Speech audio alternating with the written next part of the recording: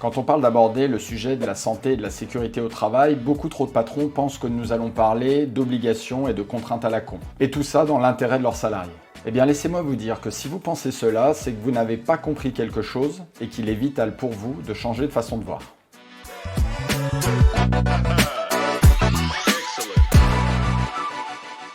Les métiers du BTP sont des métiers qui peuvent être très dangereux. Vous en doutez ? Eh bien juste pour exemple, sachez que le monde du bâtiment et des travaux publics représente à lui seul 9% des salariés du régime général. Et qu'à lui seul aussi, il représente pour ces mêmes salariés 30% des décès professionnels. Ça calme, non ? Alors pour faire face à ça, il existe effectivement des contraintes et des obligations. Mais aussi et surtout des formations et du matériel pour faire face à ce fléau. Mais malheureusement, quand je parle d'obligations, de matériel, de formation, beaucoup de patrons pensent que je parle ici de sujets concernant leurs salariés.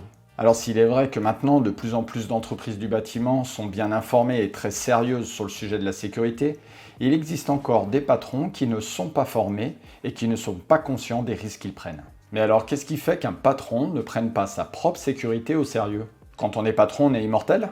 Ça me fait penser à mes classes de sous-officiers, où lors d'une simulation d'attaque de mon groupe de combat, mes gars se sont jetés dans les bosquets, et moi, concentré sur mes ordres et sur ma mission, je suis resté ici, en plein milieu du chemin, avec mon adjudant qui m'hurlait « Mais putain Buffet, qu'est-ce que tu fous ici? Tu te prends pour quelqu'un d'immortel ?» Alors non, je me croyais pas immortel, mais j'étais concentré sur mes gars, sur mes responsabilités, et clairement pas sur moi. Et c'est là que je veux en venir. Combien d'entre vous ont déjà fait mettre en sécurité ce chantier dangereux avant que vos gars n'y interviennent?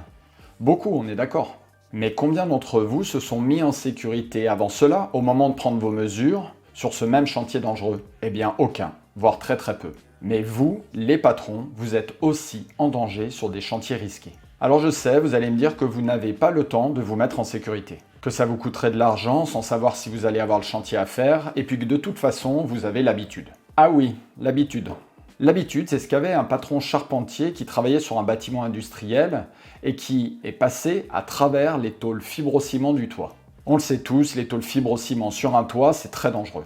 Mais bien heureusement, il a réussi à se rattraper à la structure métallique du bâtiment et il n'a rien eu. Et vous savez quoi ? Puisqu'il avait l'habitude, il a continué à faire son travail sur ce même toit. Et à nouveau, il est passé à travers la couverture fibrociment. Sauf que cette fois-ci, il est décédé. Alors non, il n'y a pas d'habitude, d'excuses ou de privilèges concernant la sécurité. Ni pour vos salariés et encore moins ou tout autant pour vous. Alors je vous en conjure, arrêtez de prendre ce sujet à la légère. Rapprochez-vous d'organismes de prévention des risques du BTP, investissez dans le matériel nécessaire et formez-vous. On l'a déjà dit, les métiers du BTP peuvent être dangereux. Et sans formation, vous n'aurez pas connaissance et conscience des risques que vous prenez. Alors formez-vous aux échafaudages, aux engins, aux machines et aux grues de chantier, au risque de l'amiante, au risque du travail à proximité des réseaux, au risque électrique, à l'utilisation des équipements de protection individuelle et à tout autre risque auquel vous êtes confronté dans votre activité. Car sans crainte de me répéter et d'être lourd, vous n'êtes pas immortel.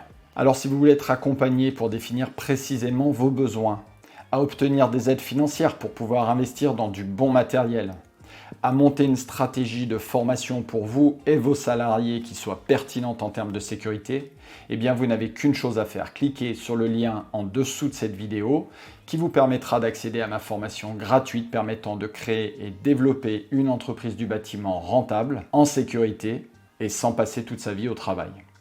Je vous dis à très bientôt et d'ici là, prenez soin de vous.